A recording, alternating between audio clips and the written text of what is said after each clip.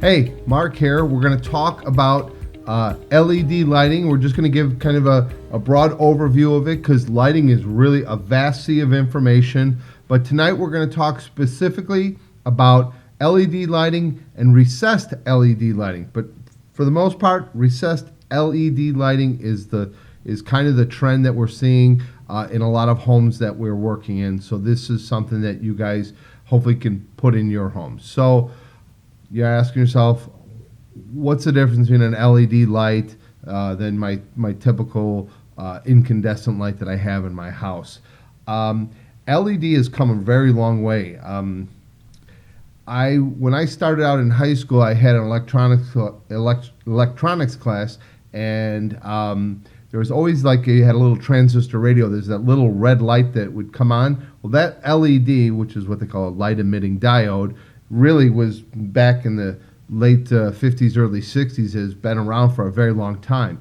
The beauty of it is it doesn't require a ton of energy, and it doesn't give off a lot of heat, and it's very flexible. You can use it in a lot of different areas. So let's start with recessed lights, or some people call them can lights, or some folks even call them pot lights. Whatever your term is, we're all talking about basically a small can, I'll show you, that sits up in the cavity of your ceiling, okay? It's all this is hidden, and then there's just basically a light that attaches up against the ceiling. This is your trim. There's a light with inside that. This is kind of the brains of the operation. So why are we going to go ahead and use LEDs? Really, it's great because it does cut down the cost of electricity. It's very flexible. It doesn't use as much energy, so you can what we call daisy chain, a lot of these in a very small area. So let's say you have a 10 by 15 room, you can daisy chain 6 or 8 of them depending upon the wattage and your volts that you're using for each specific light, and you have a little bit more flexibility. You can probably put more lights in more spaces. You can use the LEDs, especially the smaller ones, and we'll talk a little bit in greater detail about that, but the smaller ones like a 2-inch, it's a 2-inch aperture. That's your LED light in there. This is the driver of it. This sits, I think, just under 5 inches, so this will fit in a tight spot here. So this is really good. These shorter ones, these smaller units are definitely better for areas like in basements with drop ceilings where you have ductwork that you're working around, or let's say in a small hallway where you really can't put a little ceiling light there because you've got maybe a lower ceiling, you can't open doors in that area. This will be able to light up those small areas and do a fantastic job there, again, keeping your costs down. Probably the biggest downside to LED lighting and recessed lighting is installation. It does require either a professional, get your electrician, or a little bit more time and a little bit more skill set, because you do have to kind of work this through ceiling joists and drywall if you got plaster. So depending upon what your home is made out of, it can make it a little more challenging and a little bit more difficult for yourself. So, okay. So the great thing about can lights or recessed lighting is, if you don't think about it, but you never have to dust it. So if you've got a drop-down chandelier, you're going to have to dust that. With a recessed light, it's up against the ceiling. It gives you a nice, even flow of light.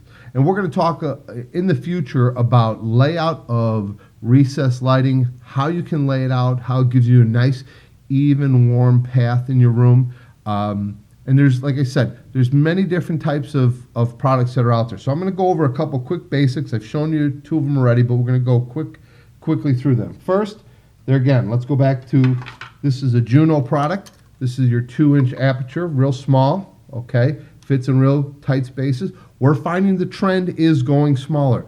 With LEDs, your Christmas lights, the lights that run your headlights and the backup lights on your car are LED lights. So LED is used quite extensively now. So this is kind of what we're seeing mostly. Then we're also stepping it up to like a 3-inch model. This is a remodeled can, okay? And then if you've already got cans in your home, usually you'll have like the 6-inch or 5-inch can lights in your home. What you'll do is you can put a retrofit in there. I don't have the connection here, but this connects to a socket, and the socket just turns in like a regular light. Slide it up in, does a beautiful job. Looks great.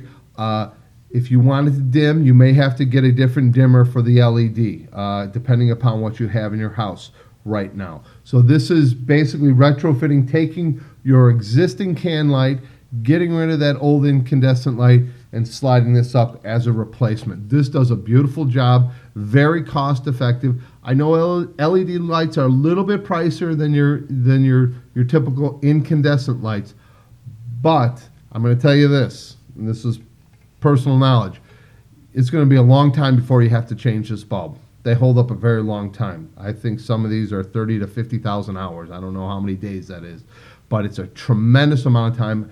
I've had 2 sets of lights outside of my home that are both LED bulbs. I used to get sick and tired of always going out there and changing them because it always seemed like it was a constant. And of course, it was either 95 degrees outside or 10 below. So I don't think since I put it in, they've been in there 2 years and they're on a timer.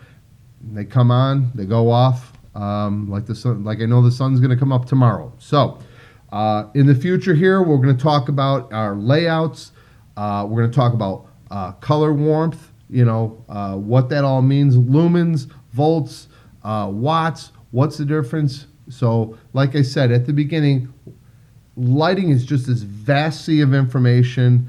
I see obviously the trend moving towards LED because it seems like it will be a much more cost-effective alternative moving in the future. So thanks again for joining us this night, and we'll see you next week at Discover Your Home.